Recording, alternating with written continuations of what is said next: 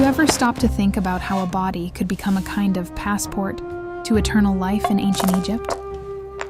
In this stone chamber, about 3,000 years ago, temple specialists followed a precise method because one detail out of place could compromise the entire preparation. Today, we're going to walk through this documentary reconstruction based on archaeological evidence and ancient records. If you enjoy documentaries and historical investigations like this, like the video, stay with us and tell us where you're watching from.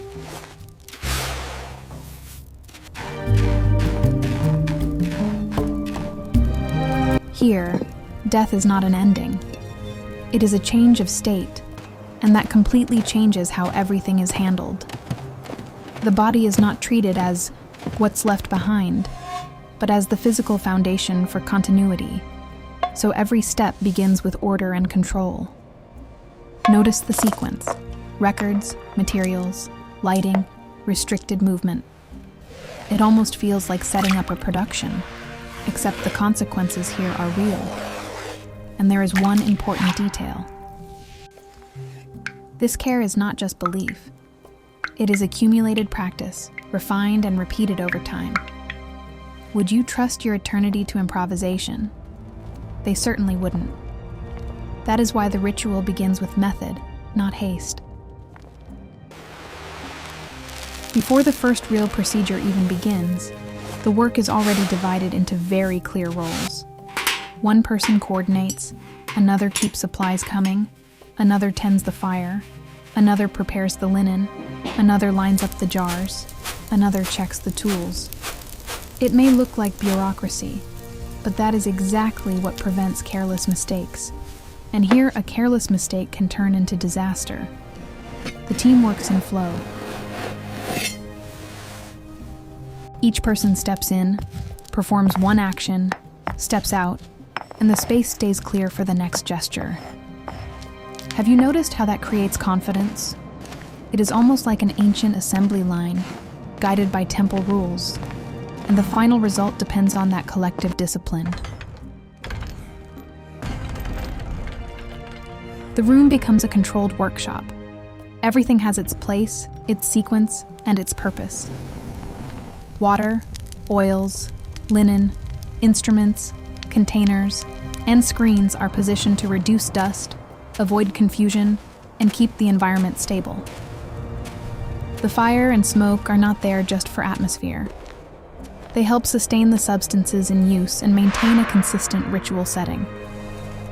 Movement is limited around the table, and that is smart. Fewer people, less risk. Have you ever seen delicate work succeed in a chaotic space? Not likely. Disorder does not belong here. This is preparation for weeks of process, not one quick scene.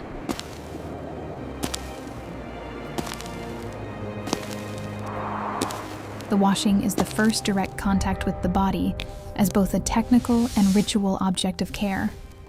It removes impurities, prepares the skin, and establishes a rhythm: cloth, water, restraint, and constant cleaning of the surrounding area. The floor is kept dry and organized because moisture and built-up dirt quickly become a problem. It is a calm procedure, almost repetitive, but that is the point.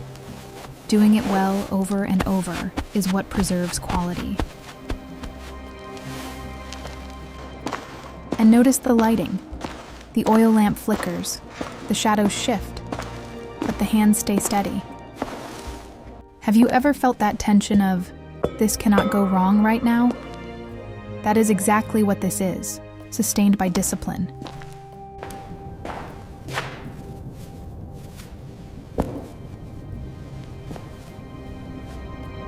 With the space more enclosed, the table becomes the absolute center of the work.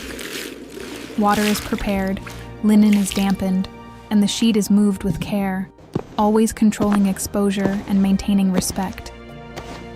It may seem like a small detail, but the how matters. Posture, distance, sequence. Everything is designed to avoid damage and disorder. And there is something many people do not think about.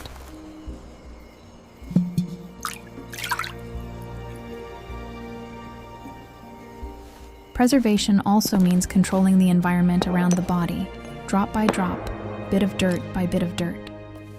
Have you ever tried doing precise work with a wet floor and tools scattered everywhere? That does not happen here. This is a quiet preparation for the internal phase of the process.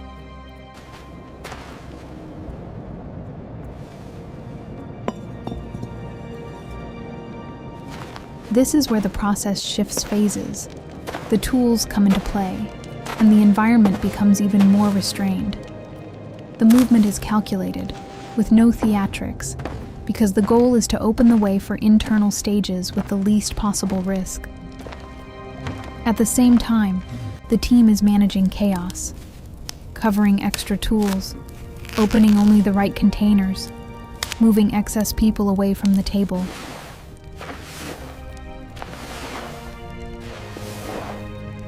It is technical work that depends just as much on a steady hand as it does on spatial organization.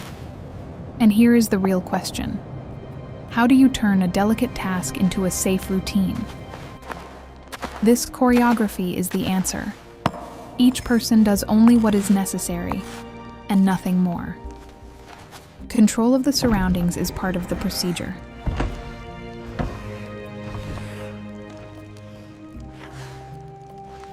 At this stage, containers and ceiling stop being background details and become central to the process. What is removed must be treated and isolated methodically, using proper vessels and clay seals. Everything is lined up, checked, and closed to prevent exposure and contamination. And notice how natron already appears here as a practical tool, not an abstract concept. That leaves material traces, which is exactly why archaeology can identify patterns later on.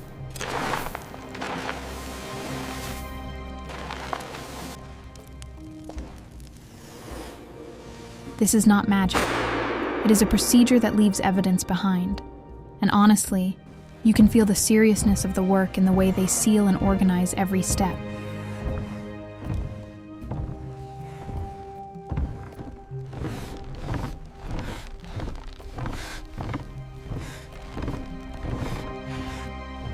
Some elements are treated as central to identity, and that shapes technical decisions. Resins are heated carefully, cloths are prepared, tools circulate by protocol. Everything moves in flow, with no hurry and no improvisation. This is the stage where the interior of the body is stabilized and prepared to last, using substances that seal and protect. And here is a very human truth. What inspires confidence is not vague faith, but repetition done well.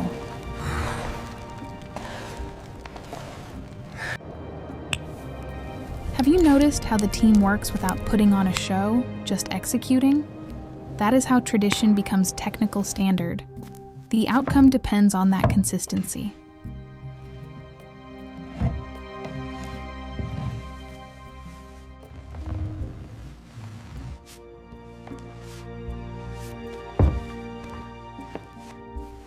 Now the process turns toward the long stage, the one that truly demands patience. It is not just about using natron. It is about building beds, leveling surfaces, aligning trays, and making sure supplies do not run short. Logistics takes center stage here. Weeks of control, not minutes of action. White dust, trays in rows, ropes, sacks. It looks simple, but it is planning. And here is a direct question. What fails more often, the technique or the routine?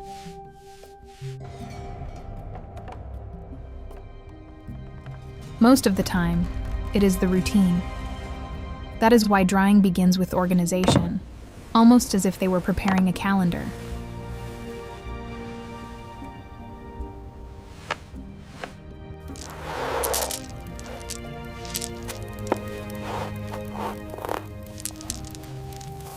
With everything aligned, the phase begins in which time itself becomes a tool. Natron slowly draws out moisture, day after day. The challenge is to dehydrate without destroying form, and to keep the environment controlled for weeks, with no shortcuts and no patchwork fixes. It is the natural chemistry of the desert, applied with the discipline of a workshop. Open, measure, level, check. And think about this. How many cultures turn such a long process into a standardized procedure?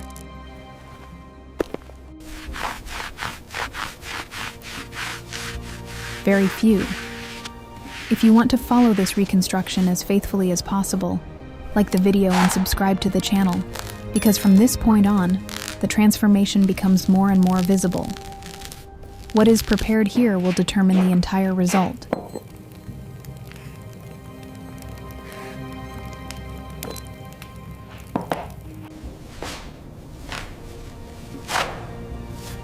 Now comes the phase where the noisy labor fades, and control turns into daily routine. Natron does the heavy lifting in silence, so the team monitors, adjusts trays, replaces material, and keeps the space clean. It feels repetitive, and it is. But repetition here means quality.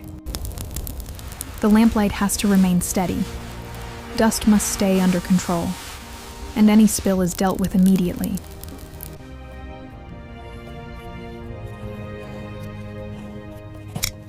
Have you seen how a disorganized place can ruin any long process? Here they avoid that as a rule. It is time obeying a method, and the method requiring constant vigilance.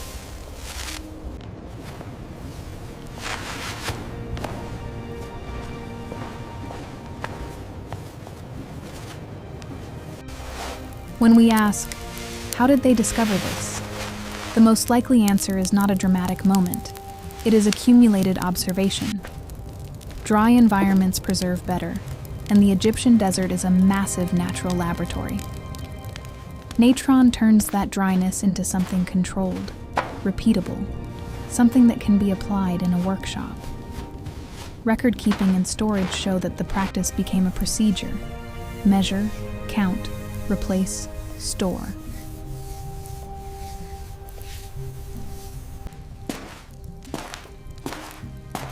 And that matters, because knowledge without routine does not hold together. Have you noticed how the technique appears more in the organization than in the spectacle? That is where ancient science hides, in habits.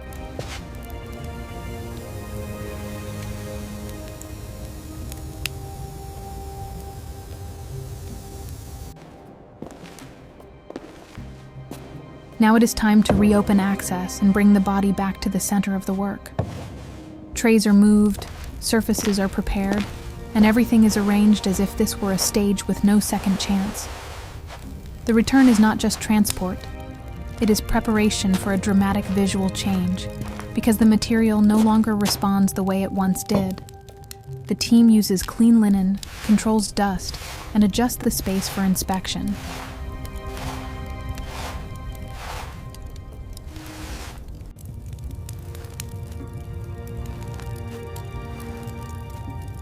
Have you ever felt that silence that falls when everyone knows something important is about to happen? That is exactly it. The process reaches the point where the work of time becomes visible.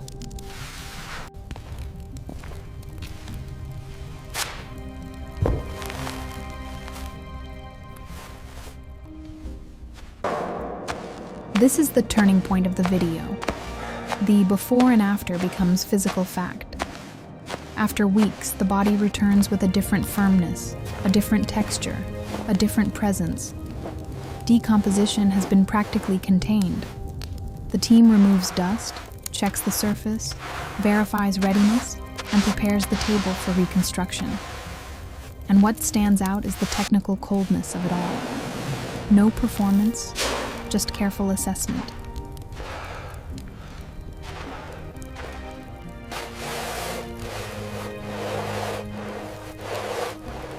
It sends a chill down your spine because it works, and it works in a methodical way. This is the point where you understand why this method survived across generations. From here on, the focus is restoring form and sealing layers.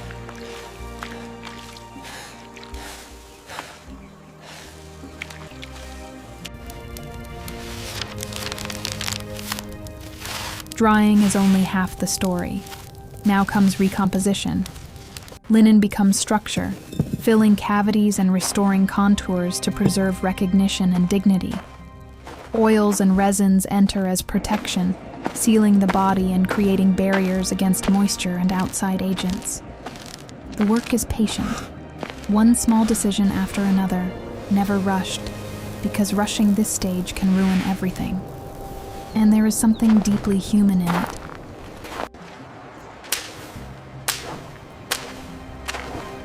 It is not only about preserving, it is about presenting the person properly. Can you imagine the responsibility of delivering that result to a family?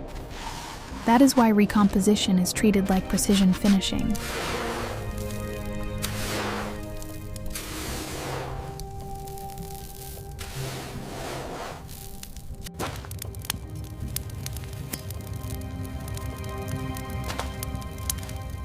Now the classic image begins to emerge. Wrappings, layer by layer. But what seems simple actually demands constant tension, alignment, ties, and corrections to every fold. The team divides roles to maintain rhythm and prevent mistakes. One feeds the roll, one settles the layer, one secures the end.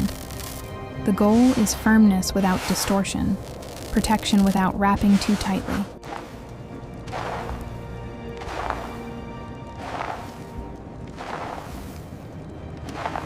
And this is where the final appearance begins to take shape.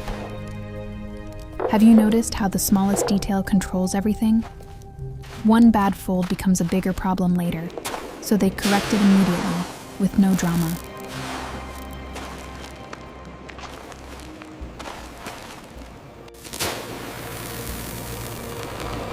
Here, resin is technology. It seals layers, helps fix the structure in place, and adds another line of protection. The application is thin and controlled, never just poured on carelessly. Then comes inspection, adhesion, edges, continuity, and immediate cleanup of any drips. Up close, this kind of care can look obsessive, but it is simply professionalism. And think about the environment: heat from the brazier, smoke in the air, a trembling lamp, and still the hands remain precise.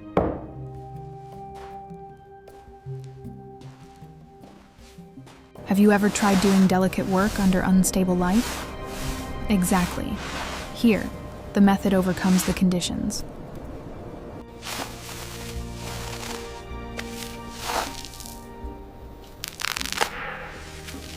Between the layers, protective objects are positioned with intention. They are not placed randomly. The wrapping is opened. The object is positioned. The layer is closed. Alignment is preserved. And the work continues. The choice and order reinforce the logic of the ritual, protecting the passage through specific points without disturbing the whole structure. What is interesting is that the ritual appears in the practice, not in speech. It lives in the gesture repeated with seriousness.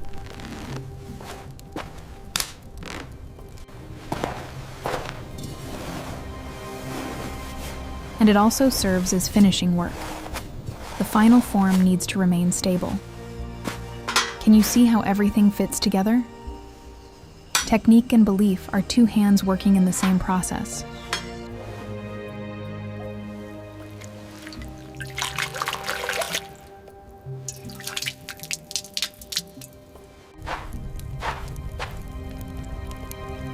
The mask enters as an object of identity and funerary presentation. It restores a face, creates recognition, and marks the status of the whole, so handling it is careful and slow. Before it is fixed in place, there is adjustment. Align the edges, prepare the ties, make sure nothing is pulling the wrong way. The atmosphere changes, because this feels like finalization, the last major piece of a very long process.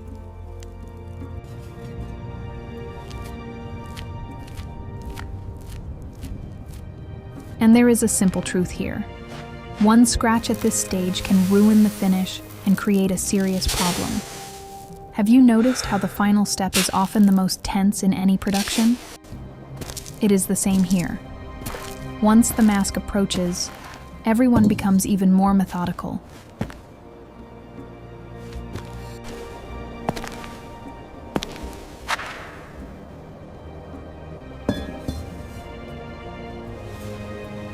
From this point on, the focus shifts to containment and transport.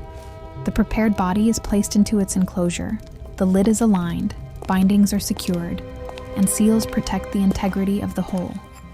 It is less about fine detail now and more about heavy logistics, and still the care does not decrease. Narrow corridors, trembling light, real weight. One wrong step could cause damage. So the team clears the path, guides the movement by lamplight, and distributes the effort.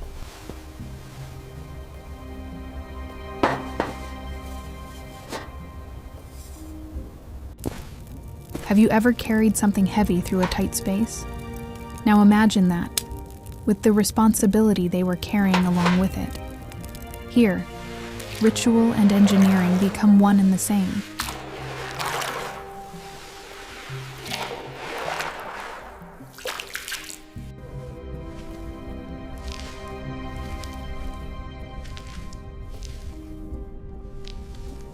The entrance changes everything. Colder air, drier sound, stone closing in around the space. Torchlight reveals the walls little by little, and the procession moves with total caution. The coffin's passage demands ropes, rhythm, and a clean route, because the ground can betray you. Slowly, paintings and symbols emerge in the dim light as part of the carefully planned final destination. And you can feel that this is no longer a workshop. It is a place of permanence.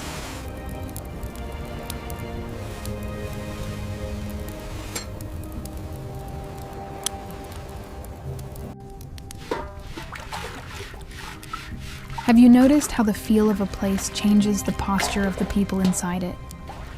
In the tomb, every movement becomes more restrained, more respectful.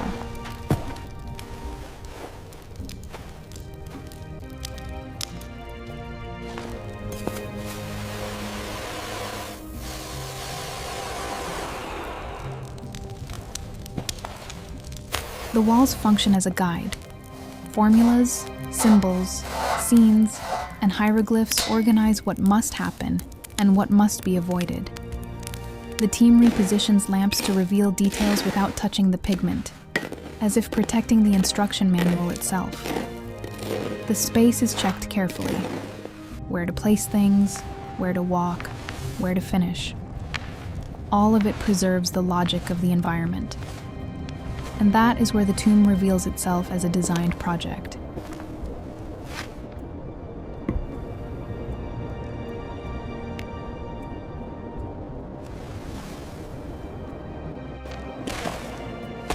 It is not just a hole carved into stone. It is an archive built to last, with images that reinforce the journey ahead. Have you ever seen a place that feels built to outlive centuries? This is that moment.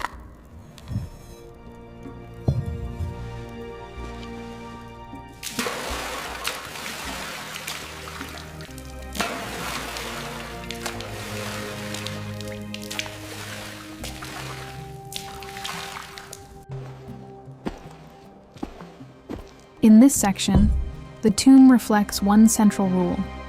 Continuity depends on being in order. The images tied to moral judgment and balance reinforce responsibility.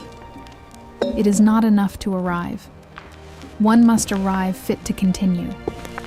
Objects are placed near the proper panels, and the space is prepared to receive the coffin at the exact point intended. What is fascinating is that this also speaks to the living.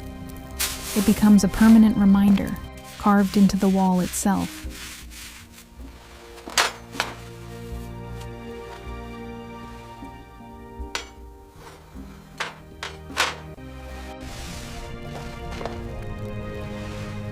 Have you noticed how belief can turn into social instruction? That is what happens here, without a word being spoken. The tomb organizes an entire worldview and fixes it in stone.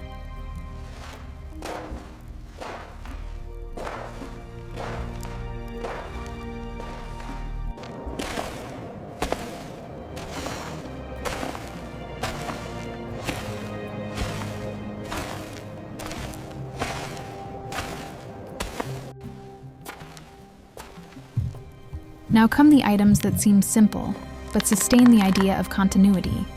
Food, water, clothing, tools, containers. The logic is to reconstruct a minimum form of daily life, as though the afterlife still required provision and familiarity. The team distributes everything in order, arranging items in niches and on shelves, avoiding improvisation and disorder. And that is exactly what leaves an archaeological trail behind. Position, quantity, and type of object all tell a story.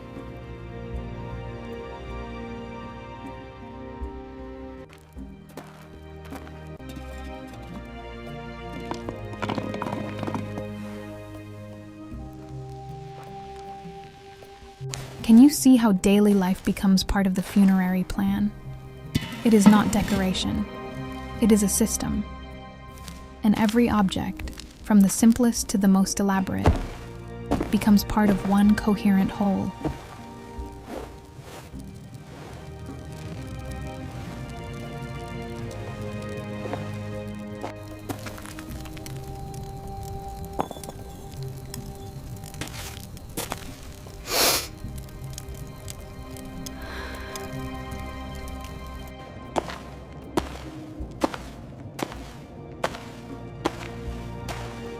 Not everyone received the same level of preparation or the same quantity of goods.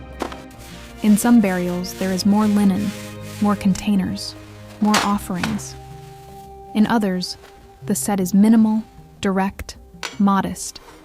It is harsh, but real.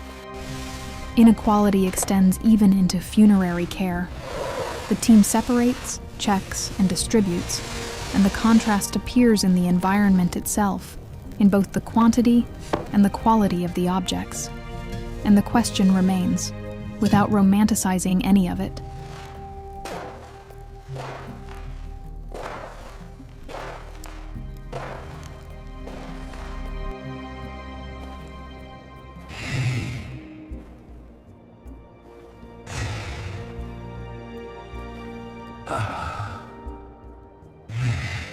How far does society follow a person into death? Here, you can see that the dream was broad, but resources were limited. Even so, the human side remains. Every offering, large or small, represents an intention of continuity.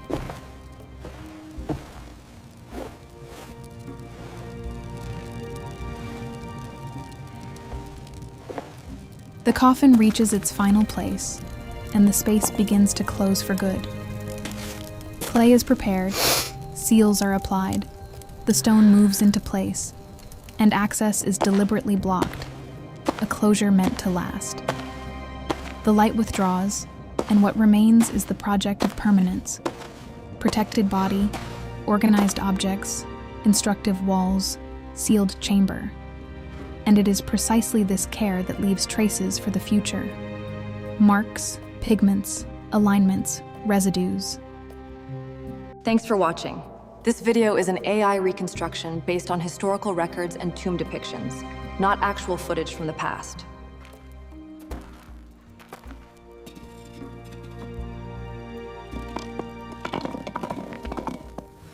In the end, mummification is not just an ancient technique.